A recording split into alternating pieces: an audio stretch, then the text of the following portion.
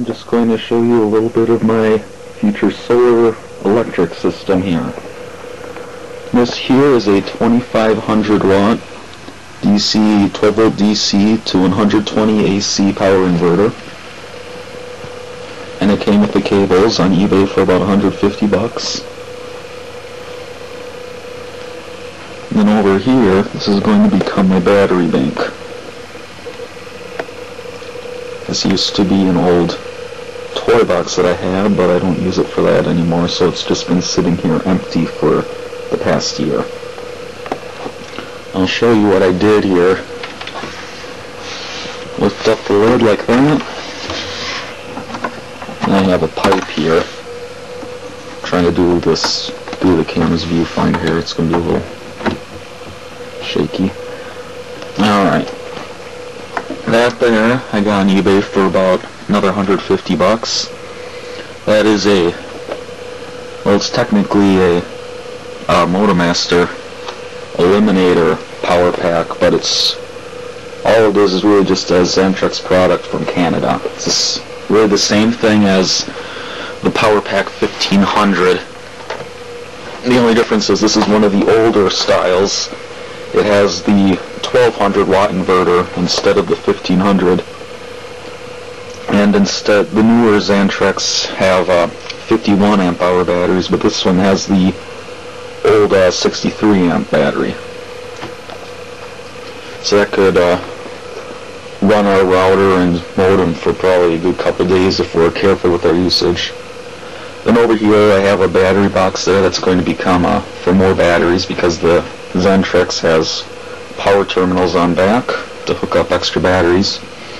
I run all the orange wires out. Those are old extension cords. Every year I do a big Christmas light display, and every year I lose about 50 feet of a perfectly good extension cord to rabbits, so I just cut out the bitten up parts and use them as wiring in my solar electric system. Then right here you can see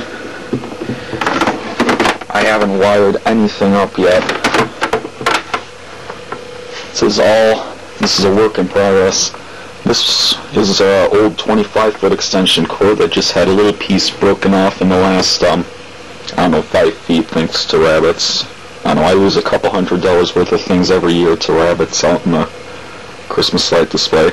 But anyways, this is about a 25 foot piece of cable, and this runs to an outlet in my closet to the router. This is all going to be wired into the Xantrex. That way I don't have long extension cords strewn across my floor. The one thing I do have wired up, however, is plugged into the inverter there. I have this another old piece of extension cord, and that just plugs right into the outlet on the side, just like it's just a standard power cord. And it runs up here into a hole that I drilled. Now it's not on right now, so I'm not going to get electrocuted, but I would like to do something to cover up those bare wires one of these days. But anyway, so it comes up here, and I wired in an outlet here. It's the standard outlet. This is an old cover. We replaced it outside because it didn't keep the water out anymore, but for indoor use it just works fine. Just keeps the outlet covered, keeps non-water stuff from getting in there. I have a power strip mounted on the outside.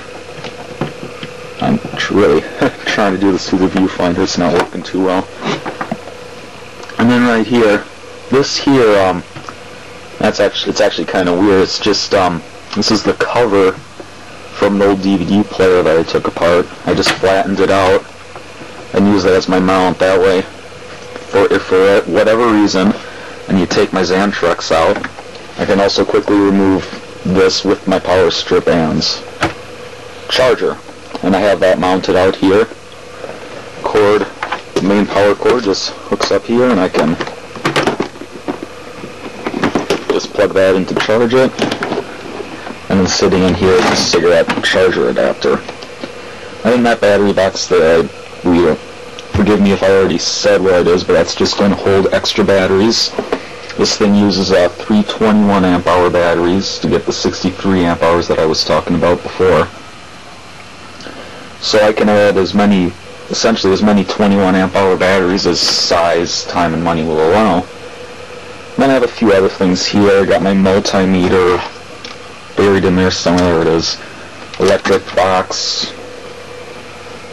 But anyway, so that's where the batteries are going to be. The solar panels, I will try and do a video on those. They are from eBay, and they cost $195 for an 80 watt panel. Well, it's actually 5 20 watt panels to wire in parallel, but it's essentially the same. I'm going to show you where that extension cord comes out. So it comes out here. What I'm going to end up doing, hopefully, is rewiring my whole room for 12 volts DC, because that'll be a lot more useful, as I won't have to convert it to the 120 to use lights. And here we are. Again, I need a box and stuff for it. I don't use it yet.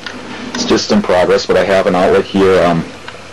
This thing, there was a Menards in our area that closed a couple years ago, so they sold all their stock at just ridiculously low prices. This is a brand new outdoor cover with seal and everything, 50 cents.